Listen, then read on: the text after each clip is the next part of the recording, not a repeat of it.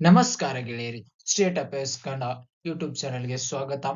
ಇವತ್ತಿನ ದಿನಾಂಕ 17 ಮಾರ್ಚ್ 2024. ಇವತ್ತಿನ ಪ್ರಚಲಿತ ವಿದ್ಯಮಾನಗಳ ಬಗ್ಗೆ ಸಂಪೂರ್ಣವಾಗಿ ಮತ್ತು ವಿಸ್ತೃತವಾಗಿ ಚರ್ಚೆ ಮಾಡೋದಕ್ಕಿಂತ ಮುಂಚೆ ಒಂದು ಸೂಚನೆ. ನೀವೇನಾದ್ರೂ ನಮ್ಮ ಚಾನೆಲ್ಗೆ ಸಬ್ಸ್ಕ್ರೈಬ್ ಆಗಿರಲ್ಲ ಅಂದ್ರೆ ಸಬ್ಸ್ಕ್ರೈಬ್ ಮಾಡ್ಕೊಳ್ಳಿ. ಹಾಗೆ ಲೈಕ್, ಶೇರ್, ಕಮೆಂಟ್ ಮಾಡಿ. ಹಾಗೆ ಬೆಲ್ ಐಕನ್ ಮೇಲೆ ಹಿಟ್ ಮಾಡೋದನ್ನ ಮರಿಬೇಡಿ. So next time video upload ಆದಾಗ ನಿಮಗೆ ಗೊತ್ತಾಗುತ್ತೆ ಗೆಳೆಯರೆ. ಸೊ ನೋಡೋಣ ಹಾಗಾದ್ರೆ ಇವತ್ತಿನ ಕ್ವಶನ್ ಮತ್ತು ಡೀಟೇಲ್ ಆರ್ಟಿಕಲ್ ಬಗ್ಗೆ. ಪ್ರಶ್ನೆ, when was world consumers rights day celebrated? ವಿಶ್ವ ಗ್ರಾಹಕರ ಹಕ್ಕುಗಳ ದಿನವನ್ನ ಯಾವಾಗ ಆಚರಿಸಲಾಯಿತು ಎಂಬ ಪ್ರಶ್ನೆಯನ್ನ ಕೇಳಲಾಗಿದೆ. March 15, March 16, March 13, March 16. ಸರಿಯಾದ ಉತ್ತರ ಮಾರ್ಚ್ 15. ಸರಿಯಾದ ಉತ್ತರಗಳೇ ಮಾರ್ಚ್ 15. ಸೊ ನೋಡ್ಬೋದು, ಸರಿಯಾದ ಉತ್ತರ ಮಾರ್ಚ್ 15. ಹಾಗಾದ್ರೆ ಈ ವರ್ಷದ ಥೀಮ್ ಏನಂದ್ರೆ fair and responsible artificial intelligence for consumers. So world consumers day's theme is fair and responsible artificial intelligence for consumers. ಹಾಗಾದ್ರೆ 2023ನೇ ಥೀಮ್ ಏನಾಗಿತ್ತು? Empowering consumers through the clean energy transition. ಇದು 2023ರ ಥೀಮ್ ಆಗಿತ್ತು. 2024ರ theme fair and responsible artificial intelligence for consumers. ಇದು world consumers rights day. ಹಾಗಾದ್ರೆ next question ಏನು? The next question is, who was awarded the PV Narasimha Rao award? PV Narasimha Rao ಪ್ರಶಸ್ತಿಯನ್ನ ಯಾರಿಗೆ ನೀಡಲಾಗಿತ್ತು, ಯಾರಿಗೆ ಪುರಸ್ಕರಿಸಲಾಯಿತು ಅಂದರೆ ರತನ್ ಟಾಟಾ, ಶ್ರೀನಿವಾಸ್ ಸ್ವಾಮಿ, ಅಮಿತಾವ್ ಘೋಷ್, ರಿಕೆನ್ ಯಾಮಮೋಟೋ. ಸರಿಯಾದ ಉತ್ತರಗಳೇ ನೀವು ನೋಡಬಹುದು. ರತನ್ ಟಾಟಾ ಅವರಿಗೆ PV ನರಸಿಂಹರಾವ್ ಅವಾರ್ಡ್ ಪ್ರಶಸ್ತಿಯನ್ನ ನೀಡಿ ಗೌರವಿಸಿದ. ಹಾಗಾದ್ರೆ ಶ್ರೀನಿವಾಸ್ ಸ್ವಾಮಿ ಅವರು ಯಾಕೆ ನ್ಯೂಸ್ ಅಲ್ಲಿ ಇದ್ರು ಅಂದ್ರೆ ಅವರು ಕೂಡ IA ಗೋಲ್ಡ್ ಅವಾರ್ಡ್ ಅನ್ನ ಪಡೆದುಕೊಂಡಿದ್ದಾರೆ. ಅಮಿತಾವ್ ಘೋಷ್, ರಿಕೆನ್ ಯಾಮಮೋಟೋ ಅವರು ಫಿಸಿಕಲ್ ಆರ್ಕಿಟೆಕ್ಚರ್ ಪ್ರೈಸ್ ಅನ್ನು ಕೂಡ ಗೆದ್ದುಕೊಂಡಿದ್ದಾರೆ. ಸೊ ಇವರು ಅದಕ್ಕೆ ಇವರು ಸುದ್ದಲ್ಲಿದ್ರು ರಿಕೆನ್ ಯಾಮಮೋಟೋ ಅವರು. ಹಾಗಾದ್ರೆ ನೋಡೋಣ ಗೆಳೆಯರೆ, ಯಾಕೆ ಈ ಅವಾರ್ಡ್ ಅನ್ನ ಯಾರಿಗೆ ಕೊಡಲಾಗುತ್ತದೆ? ಗಿವನ್ ಫಿಲಾಂಥ್ರೋಪಿಕ್, ಯಾರು ಜನರ ಸೇವೆಗಾಗಿ, ಜನರ ಹಿತಕ್ಕಾಗಿ ಕೆಲಸವನ್ನ ಮಾಡುತ್ತಾರೆ ಅಂತವರನ್ನ ಗುರುತಿಸಿ ಈ ಪ್ರಶಸ್ತಿಯನ್ನ ನೀಡಲಾಗುತ್ತದೆ. ಸೊ ಯಾರಿಗೆ ಸಾಮಾಜಿಕ ಕಲ್ಯಾಣ, ಸಮಾಜದಲ್ಲಿ ಹಿತಗಳ ಬಗ್ಗೆ ಯಾರು ಯೋಚನೆ ಮಾಡುತ್ತಾರೋ ಅದನ್ನು ಅನ್ವಯ ಮಾಡಿಕೊಂಡು ಸಮಾಜ ಸುಧಾರಣೆಗಾಗಿ ತಮ್ಮ ಜೀವನವನ್ನ ಸಮರ್ಪಿಸುತ್ತಾರೋ ಅಂತವರನ್ನ ಗುರುತಿಸಿ ಈ PV ನರಸಿಂಹ ಅವಾರ್ಡ್ ಅನ್ನ ಕೊಡಲಾಗುತ್ತೆ. ಈಗ ರತನ್ ಟಾಟಾ ಅವರಿಗೆ ಕೊಟ್ಟಿದ್ದು. ರತನ್ ಟಾಟಾ ನಿಮ್ಗೆ ಎಲ್ಲರಿಗೂ ಗೊತ್ತು. ಸೊ ಅವರು ತಮ್ಮ ಆಸ್ತಿಯಲ್ಲಿರ್ತಕ್ಕಂಥ ಅರ್ಧದಷ್ಟು ಭಾಗವನ್ನ ಡೊನೇಷನ್ ಮಾಡ್ತಾರೆ. ಹಾಗೆ ಟ್ರಸ್ಟ್ ಗಳ ಮುಖಾಂತರ ಕೂಡ ಡೊನೇಷನ್ ಮಾಡ್ತಾರೆ. ಅವರಿಗೆ ಭಾರತ ಸರ್ಕಾರವು 2008ರಲ್ಲಿ ಪದ್ಮಭೂಷಣ, 2010ರಲ್ಲಿ ಪದ್ಮವಿಭೂಷಣ ಕೊಟ್ಟು ಪುರಸ್ಕರಿಸಿತ್ತು. ಹಾಗೆ ಮಹಾರಾಷ್ಟ್ರ ಸರ್ಕಾರವು ಪ್ರಥಮ ಉದ್ಯೋಗ ಅವಾರ್ಡ್ ಅನ್ನು ಕೂಡ ಪುರಸ್ಕರಿಸಿತು. ಸೊ ಅವರದೇ ಆದ ಒಂದು ಪುಸ್ತಕವಿದೆ, ಆತ್ಮಚರಿತ್ರೆ ಇದೆ. ಅದೇ ರತನ್ ಎನ್ ಟಾಟಾ ಅಧಿಕೃತವಾಗಿ ಜೀವನ ಚರಿತ್ರೆ, that is Ratan N Tata the authorised biography. So ಅವರಿಗೆ ಆಸ್ಟ್ರೇಲಿಯನ್ ಸರ್ಕಾರವು ಹೈಯೆಸ್ಟ್ ಸಿವಿಲಿಯನ್, ಅತ್ಯುನ್ನತ ನಾಗರಿಕ ಪ್ರಶಸ್ತಿಯನ್ನು ನೀಡಿ ಗೌರವಿಸಿದ್ದರು. ಇದು ಇವತ್ತಿನ PV ನರಸಿಂಹರಾವ್ ಅವಾರ್ಡ್ ಬಗ್ಗಿನ ಮಾಹಿತಿ ಮತ್ತು ರತನ್ ಟಾಟಾ ಅವರ ಬಗ್ಗಿನ ಮಾಹಿತಿ. ಹಾಗಾದ್ರೆ ನೆಕ್ಸ್ಟ್ ಕ್ವಶನ್ ಏನು ಅಂತ ನೋಡೋಣ ಗೆಳೆಯರೆ. Next question is, who has become the new presidents of Prasar Bharati? ಪ್ರಸಾರ ಭಾರತಿಯ ಹೊಸ ಅಧ್ಯಕ್ಷರು ಯಾರು ಅಂತ ಕೇಳಿದ್ರೆ NK ಸೆಹಗಲ್, ರಾಹುಲ್ ಸಿಂಗ್, ಅಜಯ್ ಮಾಣಿಕ್ರಾವ್ ಕಾನ್ವಿಲ್ಕರ್, ಕಿಶೋರ್ ಮಕ್ವಾನ್. ಸರಿಯಾದ ಉತ್ತರ NK ಸೆನೆಗಲ್ ಗೆಳೆಯರೆ. ಹಾಗಾದ್ರೆ ರಾಹುಲ್ ಸಿಂಗ್ ಅವರು ICSU ಚೇರ್ಮನ್ ರಾಗಿದ್ದಾರೆ. ಅಜಯ್ ಮಾಣಿಕ್ರಾವ್ ಕಾನ್ವಿಲ್ಕರ್ ಅವರು ಲೋಕಪಾಲರಾಗಿ ನೇಮಕಗೊಂಡಿದ್ದಾರೆ. ಕಿಶೋರ್ ಮಕ್ವಾನ್ ಅವರು national commission for schedule caste chairperson ಆಗಿ ನೇಮಕಗೊಂಡಿದ್ದಾರೆ. ಸೊ ರಿವಿಷನ್ ಮಾಡಿದೆ, ಯಾಕೆ ರೀಸೆಂಟ್ ಆಗಿ ಅಪಾಯಿಂಟ್ಮೆಂಟ್ ಗಳಿದ್ದು. ಸೊ ಅದಕ್ಕೋಸ್ಕರ ಮೂರನ್ನು ಕೂಡ ನಾನು ರಿವಿಷನ್ ಮಾಡಿದ್ದೀನಿ. ಸೊ NK ಸೆನೆಗಲ್ ಬಗ್ಗೆ ಮಾತನಾಡಬೇಕು ಅಥವಾ ಪ್ರಸಾರ ಭಾರತಿಯ ಬಗ್ಗೆ ಮಾತನಾಡಬೇಕಂದ್ರೆ, ಸೊ ಪ್ರಸಾರ ಭಾರತದ ದೂರದರ್ಶನ ಹಾಗೂ ಆಕಾಶವಾಣಿ ಉಸ್ತುವಾರಿ ನೋಡಿಕೊಳ್ಳುವ ಕೇಂದ್ರವಾಗಿದೆ. ಸೊ ಇದನ್ನ ಈಗ ಅದರ ಮುಖ್ಯಸ್ಥರಾಗಿ ನಿವೃತ್ತ IAS ಅಧಿಕಾರಿ ನವನೀತ್ ಕುಮಾರ್ ಸೆನೆಗಲ್ ಅವರು ನೇಮಕಗೊಂಡಿದ್ದಾರೆ. ಇದರೊಂದಿಗೆ 4 ವರ್ಷಗಳಿಂದ ಈ ಸ್ಥಾನದಲ್ಲಿ ಯಾರನ್ನು ಕೂಡ ಅಪಾಯಿಂಟ್ಮೆಂಟ್ ಮಾಡಲಾಗಿರಲಿಲ್ಲ. ಸೊ 2020ರಲ್ಲಿ ಯಾರು ಅಧ್ಯಕ್ಷ ಸೂರ್ಯ ಅವರು ನಿವೃತ್ತವನ್ನ ಹೊಂದಿದ್ದರು. ಸೇವಾ ಅವಧಿ ಫೆಬ್ರವರಿ 21ಗೆ ಪೂರ್ಣಗೊಂಡು ನಿವೃತ್ತಿ ಹೊಂದಿದ್ದರು. ಆ ತೆರವಾಗಿದ್ದ ಸ್ಥಳಕ್ಕೆ ಇಲ್ಲಿಯವರೆಗೆ ಕೇಂದ್ರ ಸರ್ಕಾರ ಯಾರನ್ನೂ ಕೂಡ ನೇಮಕ ಮಾಡಿರಲಿಲ್ಲ. ಈಗ ಅಲ್ಲಿ ಇವರನ್ನ ನೇಮಕ ಮಾಡಲಾಗಿದೆ. ಸೊ ಹಾಗಾದ್ರೆ ಗೆಳೆಯರು, ಪ್ರಸಾರ ಭಾರತೀಯ ಬಗ್ಗೆ ನೋಡೋಣ ಅಂದರೆ ಅದಕ್ಕಿಂತ ಮುಂಚೆ NK ಸೆಹಗಲ್ ಅವರು 7ನೇ ಪ್ರಸಾರ ಭಾರತೀಯ ಅಧ್ಯಕ್ಷರಾಗಿ ನೇಮಕಗೊಂಡಿದ್ದಾರೆ. ಇವರು ಸೂರ್ಯಪ್ರಕಾಶ್ ಅವರನ್ನು ಕೂಡ ರಿಪ್ಲೇಸ್ ಮಾಡಿದ್ದಾರೆ. ಹಾಗಾದ್ರೆ ಇವರ ಕಚೇರಿಯ ಕಾಲಾವಧಿ ಎಷ್ಟು ಇರುತ್ತೆ ಅಂದ್ರೆ 3 ವರ್ಷಗಳು ಅಥವಾ ಇವರು 70 ವರ್ಷಗಳವರೆಗೆ ಯಾವುದರಲ್ಲಿ ಮೊದಲು ಆಗುತ್ತದೆ ಅದು ಅನ್ವಯ ಆಗುತ್ತದೆ. ಇವರು ತಮ್ಮ ಕಚೇರಿ 3 ವರ್ಷಕ್ಕೆ ಪೂರ್ಣಗೊಳಿಸಿದಲ್ಲಿ ರಿಟೈರ್ಡ್ ಆಗ್ತಾರೆ, ಇಲ್ಲ 70 ವರ್ಷಕ್ಕೆ ಅದಕ್ಕಿಂತ ಮುಂಚೆ ಅದಲ್ಲಿ ರಿಟೈರ್ಡ್ ಆಗ್ತಾರೆ. ಆಗ ಪ್ರಸಾರ ಭಾರತಿ ಬಗ್ಗೆ ನೋಡಬೇಕಾದ್ರೆ ಇದೊಂದು ಶಾಸನಬದ್ಧ ಸ್ವಾಯತ್ತ ಸಂಸ್ಥೆ. ಇದನ್ನ 2023 ನವೆಂಬರ್ 1997ರಲ್ಲಿ ಸ್ಥಾಪಿಸಲಾಗಿತ್ತು. ಇದು ದೇಶದ ಸರ್ಕಾರಿ ಆಕಾಶವಾಣಿ ಮತ್ತು ದೂರದರ್ಶನಗಳ ಉಸ್ತುವಾರಿ ವ್ಯವಸ್ಥೆಯನ್ನು ನೋಡಿಕೊಳ್ಳುತ್ತದೆ. ಇದರ ಪ್ರಮುಖ ಘಟಕಗಳೆಂದರೆ ಆಕಾಶವಾಣಿ ಅಂದರೆ ರೇಡಿಯೋ ಮತ್ತು ದೂರದರ್ಶನ ಅಂದ್ರೆ ಟಿವಿ ನೆಟ್ವರ್ಕ್ ಅಂದರೆ. ಸೊ ಇದರ ಒಂದು ಪ್ರಸಾರ ಭಾರತಿಯ ಮೊದಲ ಅಧ್ಯಕ್ಷರು ಯಾರಾಗಿದ್ದರು ಅಂದರೆ ನಿಖಿಲ್ ಚಕ್ರವರ್ತಿ ಅವರು ಆಗಿದ್ದರು. ಇದು ಪ್ರಸಾರ ಭಾರತಿ ಮತ್ತು ನೇಮಕಗೊಂಡ ಅಧ್ಯಕ್ಷರ ಬಗ್ಗೆಯ ಕಿರು ಮಾಹಿತಿ. ಹಾಗಾದ್ರೆ ಮುಂದಿನ ನೆಕ್ಸ್ಟ್ ಕ್ವಶನ್ ಅನ್ನು ನೋಡೋಣ ಗೆಳೆಯರೆ.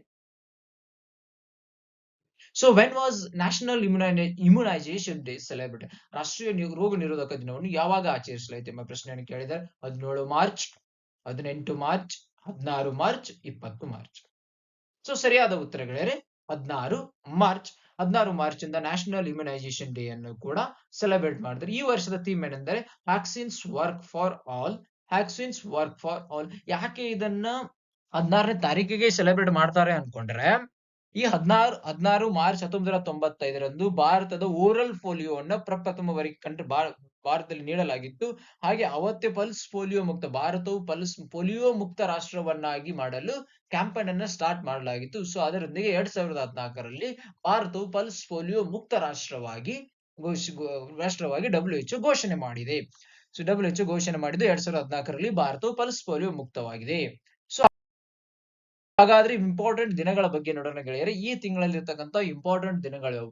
ಮಾರ್ಚ್ 1 ಶೂನ್ಯ ತಾರತಮ್ಯ ದಿನ ಅಂದ್ರೆ ಜೀರೋ ಡಿಸ್ಕ್ರಿಮಿನೇಷನ್ ಡೇ. ವಿಶ್ವ ಸಮುದ್ರ ಹುಲ್ಲುಗಳ ದಿನ ಅಂದರೆ world seagrass day. March 3ರಲ್ಲಿ ವಿಶ್ವ ವನ್ಯಜೀವಿ ದಿನ, ವಿಶ್ವ ಶ್ರವಣ ದಿನ. ಮಾರ್ಚ್ 14 ರಾಷ್ಟ್ರೀಯ ಭದ್ರತಾ ದಿನ, that is national security day.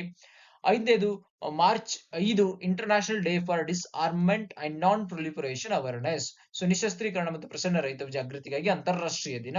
So ಈ ಮಾರ್ಚ್ 7ನ್ನ ಜನ ಔಷಧಿ ದಿವಸವನ್ನಾಗಿ ಆಚರಣೆ ಮಾಡಲಾಗುತ್ತದೆ. ಮಾರ್ಚ್ 8 ಇಂಟರ್ನ್ಯಾಷನಲ್ ವುಮೆನ್ ಡೇ ಅಂದ್ರೆ ಅಂತಾರಾಷ್ಟ್ರೀಯ ಮಹಿಳಾ ದಿನ.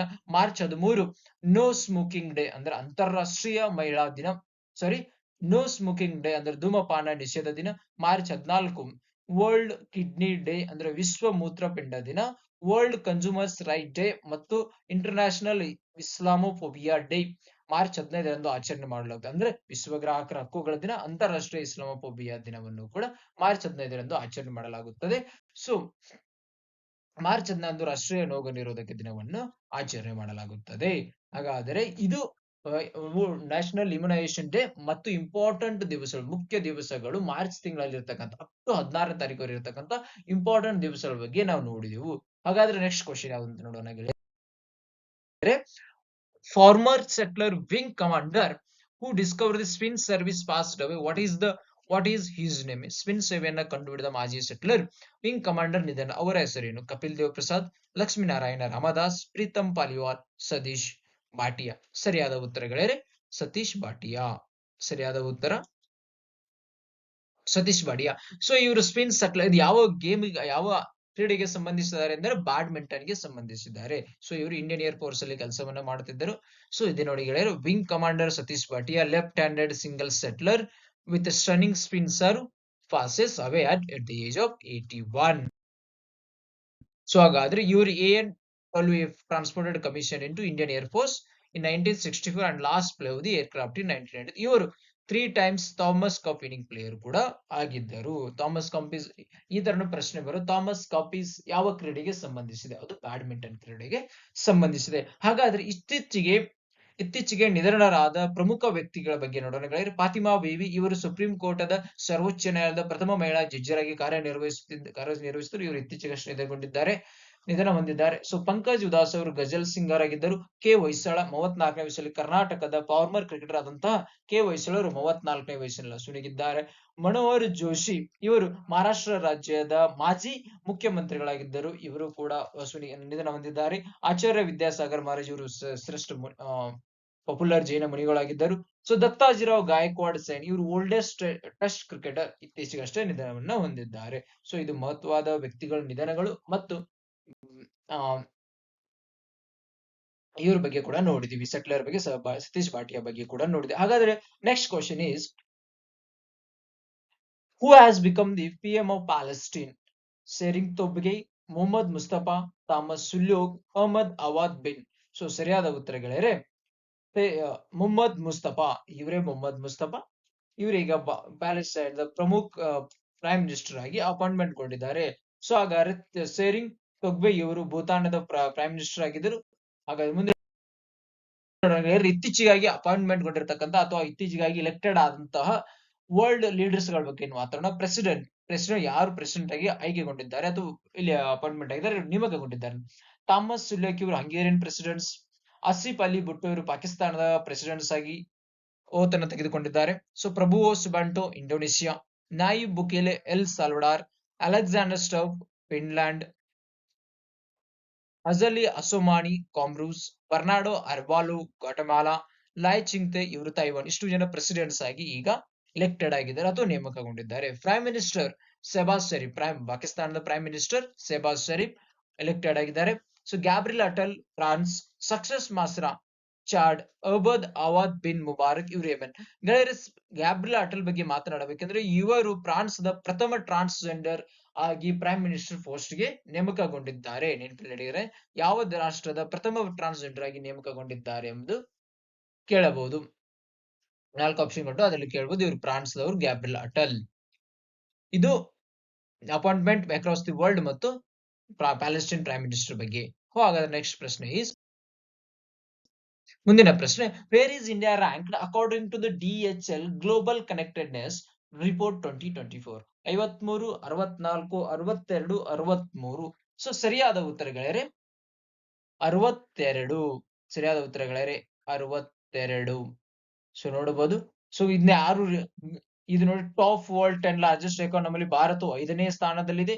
ಭಾರತವು 5ನೇ ಸ್ಥಾನದಲ್ಲಿ GDP ಅಲ್ಲಿ. 1, 2, 3 first is United States, second is China, Japan, Germany, Bharat. ಇದು ಟಾಪ್ ವರ್ಲ್ಡ್ 10 ಲಾರ್ಜೆಸ್ಟ್ ಎಕಾನಮೀಸ್ ಅಲ್ಲಿ ಭಾರತದ ಸ್ಥಾನ 5ನೇದು. ಹಾಗಾದ್ರೆ ಇದನ್ನ ಯಾರು ರಿಲೀಸ್ ಮಾಡ್ತಾರೆ ಇದನ್ನ ನೋಡೋಣ ಗೆಳೆಯರ ಮುಂದೆ. ಸೊ ಇಂಡಿಯಾ 60 ಭಾರತದ ರ್ಯಾಂಕ್ ಎಷ್ಟಿದೆ ಅಂದ್ರೆ 2024ರಲ್ಲಿ 171 ರಾಷ್ಟ್ರಗಳಲ್ಲಿ 61ನೇ ಸ್ಥಾನದಲ್ಲಿದೆ ಭಾರತ. 2023ರಲ್ಲಿ 62ನೇ ಸ್ಥಾನದಲ್ಲಿತ್ತು. 2022ರಲ್ಲಿ 67ನೇ ಸ್ಥಾನದಲ್ಲಿ ಭಾರತವಿತ್ತು. ಹಾಗಾದ್ರೆ ಇದನ್ನ 2001ರಿಂದ ಪ್ರತಿ ವರ್ಷ ತಪ್ಪಲಾರದೆ ಕೂಡ ಪಬ್ಲಿಷ್ ಮಾಡ್ತಾರೆ ಎನ್ಯುವಲಿ ಸಿನ್ಸ್ 2011. ಇದನ್ನ ಯಾರು ಸೇರಿ ರಿಲೀಸ್ ಮಾಡ್ತಾರೆ ಅಂದ್ರೆ ಜರ್ಮನ್ ಲಾಜಿಸ್ಟಿಕ್ ಕಂಪನಿ DHL ಇಂದ collaboration with New York university Stern school of business. So ಇಲ್ಲಿ ನೋಡಿ, DHL plus New York Stern school of business ಇಬ್ಬರು ಸೇರಿ ಈ ಒಂದು DHL ಕನೆಕ್ಟೆಡ್ನೆಸ್ ರಿಪೋರ್ಟ್ ಅನ್ನ, ಗ್ಲೋಬಲ್ ಕನೆಕ್ಟೆಡ್ನೆಸ್ ರಿಪೋರ್ಟ್ ನ ರಿಲೀಸ್ ಮಾಡ್ತಾರೆ. ಹಾಗಾದ್ರೆ ಟಾಪ್ 5 ಕಂಟ್ರಿಗಳು ಯಾವ್ದು ಗೆಳೆಯರೆ? Singapore, Netherland, Ireland, Luxembourg, Malta. ಇವು ಟಾಪ್ ಕಂಟ್ರೀಸ್ ಗಳಾಗಿದ್ದಾರೆ. So report found Europe to be the most connected globally. So ಹಾಗಾದ್ರೆ ಇಂಪಾರ್ಟೆಂಟ್ ಇಂಡೆಕ್ಸ್ ಬಗ್ಗೆ ನೋಡೋಣ. ಕರಪ್ಷನ್ ಪರ್ಸೆಪ್ಷನ್ ಇಂಡೆಕ್ಸ್ 2023ರಲ್ಲಿ ಭಾರತದ ರ್ಯಾಂಕು 180 ರಾಷ್ಟ್ರಗಳಲ್ಲಿ 99 ಇದೆ. ಹಾಗಾದ್ರೆ ಕರಪ್ಷನ್ ಪರ್ಸೆಪ್ಷನ್ ಇಂಡೆಕ್ಸ್ 2023 ರಿಲೀಸ್ ಮಾಡಿದವರು ಟ್ರಾನ್ಸ್ಪರೆನ್ಸಿ ಇಂಟರ್ನ್ಯಾಷನಲ್. ಎರಡನೇದಾಗಿ ಸ್ವಚ್ಛ ಸರ್ವೇಕ್ಷಣ್ 2023, ಇದರಲ್ಲಿ ಇಂದೋರ್ ಮತ್ತು ಸೂರತ್ ಟಾಪ್ ಅಲ್ಲಿ ಇದಾವೆ. ಇದನ್ನ ಯಾವ ಮಂತ್ರಾಲಯವು ಸಚಿವಾಲಯವು ರಿಲೀಸ್ ಮಾಡ್ತಾರೆ ಅಂದ್ರೆ ministry of housing and urban affairs. Snow leopard 2024 718, ಒಟ್ಟು 718 ಸ್ನೋ ಲಿಯೋಪಾರ್ಡ್ಗಳು. ಹಾಗಾದ್ರೆ ಅತಿ ಹೆಚ್ಚು ಸ್ನೋ ಲಿಯೋಪಾರ್ಡ್ ಹೊಂದಿರತಕ್ಕಂತಹ ಪ್ರದೇಶ ಅಥವಾ ಯಾವ್ದಂದ್ರೆ Ladakh, union territory of Ladakh 447, union territory of Jammu Kashmir is 99. ಗರಿಷ್ಠ ಮತ್ತು ಕನಿಷ್ಠ ಇದೆ. ಸೊ ಇದನ್ನ ಯಾವ ಸಚಿವಾಲಯವು ಬಿಡುಗಡೆ ಮಾಡುತ್ತದೆ? Union ministry of environment, forest and climate change.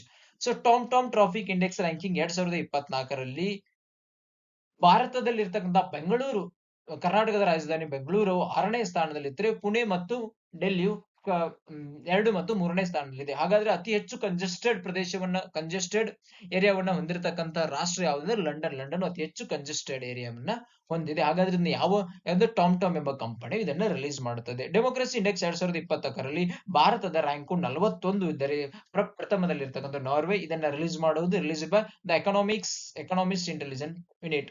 So woman development report 2023-2024 134 ಭಾರತದ ಸ್ಥಾನ. ಹಾಗಾದ್ರೆ ಒಟ್ಟು ರಾಷ್ಟ್ರಗಳು 193. ಇದರಲ್ಲಿ ಯುನೈಟೆಡ್ ನೇಷನ್ ಡೆವಲಪ್ಮೆಂಟ್ ಪ್ರೋಗ್ರಾಮ್ ಈ ಸಂಸ್ಥೆಯು ಹ್ಯೂಮನ್ ಡೆವಲಪ್ಮೆಂಟ್ ರಿಪೋರ್ಟ್ 2023-24 ಬಿಡುಗಡೆ ಮಾಡಿದೆ. ಹಾಗಾದ್ರೆ ಇದು DHL ಗ್ಲೋಬಲ್ ಕನೆಕ್ಟೆಡ್ ರಿಪೋರ್ಟ್ 2024 ಹಾಗೂ ಸಂಬಂಧಿತ ಇಂಪಾರ್ಟೆಂಟ್ ಇಂಡೆಕ್ಸ್ ಗಳ ಬಗ್ಗೆ ಕೂಡ ನೋಡಿದ್ರೆ ಭಾರತದ ಸ್ಥಾನ DHL ಗ್ಲೋಬಲ್ ಕನೆಕ್ಟೆಡ್ ಇಂಡೆಕ್ಸ್ ಅಲ್ಲಿ 62ನೇ ಸ್ಥಾನದಲ್ಲಿ. ಸೊ ಗ್ಲೋಬಲ್ ಇದನ್ನು ಕೂಡ ನೀವು ನೋಡಿ KS ಅಲ್ಲಿ ಕೂಡ ಈ ತರ ಕೋಟ್ ಮಾಡಬಹುದು.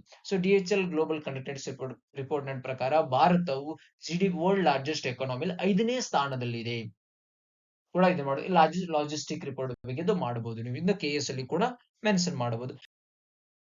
ಇದು ಮುಂದೆ ಇರ್ತಕ್ಕಂಥ question, which state will become the first to build the government guest house in Jammu and Kashmir? So Madhya Pradesh, Gujarat, Uttar Pradesh, Maharashtra. ಸರಿಯಾದ ಉತ್ತರಗಳೇ ಸರಿಯಾದ ಉತ್ತರ ಮಹಾರಾಷ್ಟ್ರ.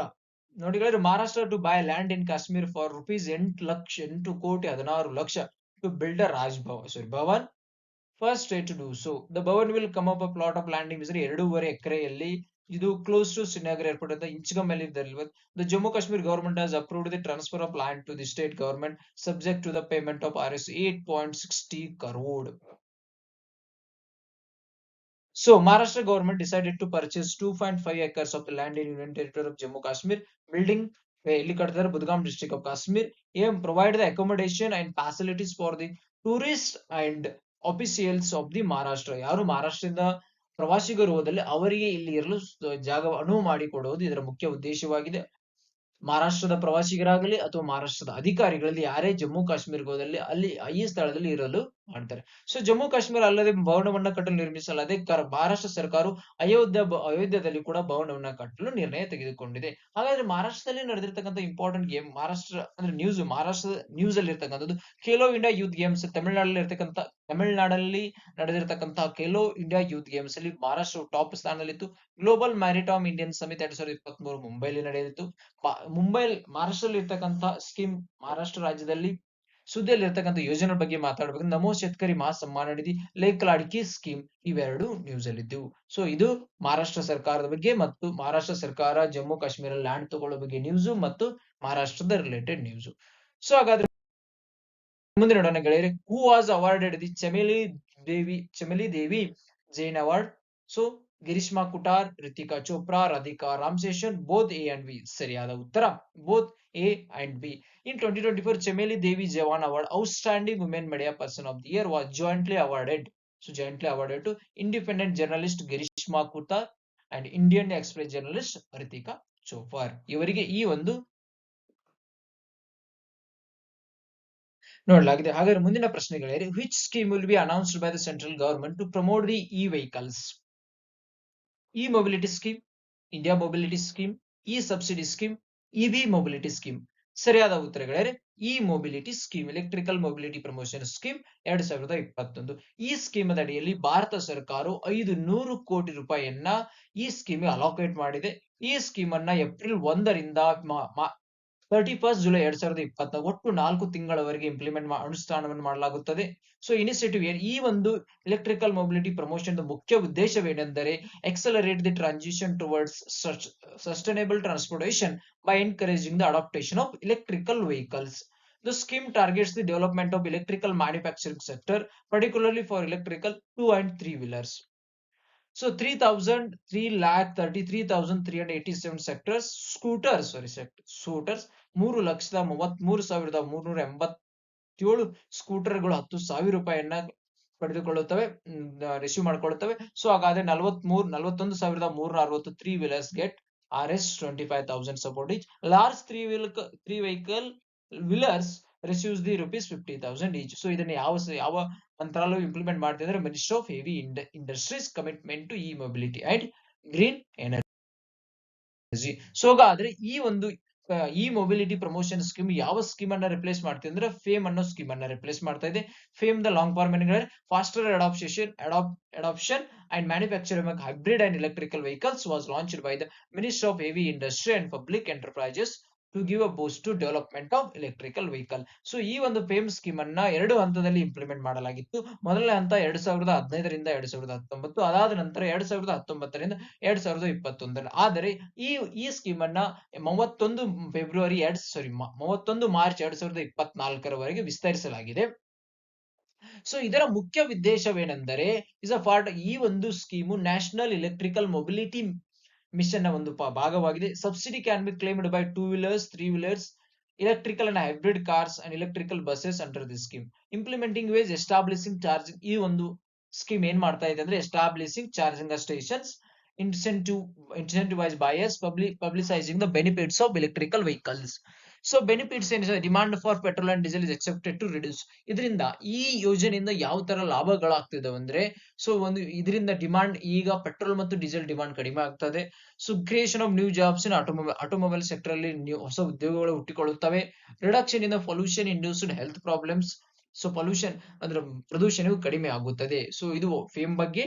ಈಗ ಅದನ್ನ ರಿಪ್ಲೇಸ್ ಮಾಡಕ್ ಕೊಟ್ಟಿರ್ತಕ್ಕಂಥದ್ದು national electrical mobility promotion scheme. So ಅದರ ಮುಂದಿನ ಪ್ರಶ್ನೆ ಗೆಳೆಯರೆ, who was own the Bahrain grand prix title? ನೀವು ನೋಡಬಹುದು ಗೆಳೆಯರೆ, ಇವರೇ ಗೆದ್ದಿರೋದು. ಇವರೇ ಮ್ಯಾಕ್ಸ್ ವರ್ಸ್ ಸ್ಟೆಪನ್ ಇವರೇ ಗೆಲ್ಲೋದು Gulf of Air Bahrain grand prix 2023. So ಹಾಗಾದ್ರೆ ನಮ್ಮ ಮುಂದಿರ್ತಕ್ಕಂಥ ಲಾಸ್ಟ್ ಕ್ವಶನ್ ಗೆಳೆಯರೆ, where was the maritime security belt 2024 organised? Gulf of Oman, bay of Bengal, Gulf of Bahrain, Gulf of Aqaba. ಸರಿಯಾದ ಉತ್ತರಗಳೇ Gulf of Oman. So Gulf of Oman ಇದು Iran ಮತ್ತು Oman ಜೊತೆ border ಅನ್ನ ಶೇರ್ ಮಾಡುತ್ತೆ. Iran ಮತ್ತು Oman ಜೊತೆ border ಅನ್ನ ಶೇರ್ ಮಾಡುತ್ತದೆ.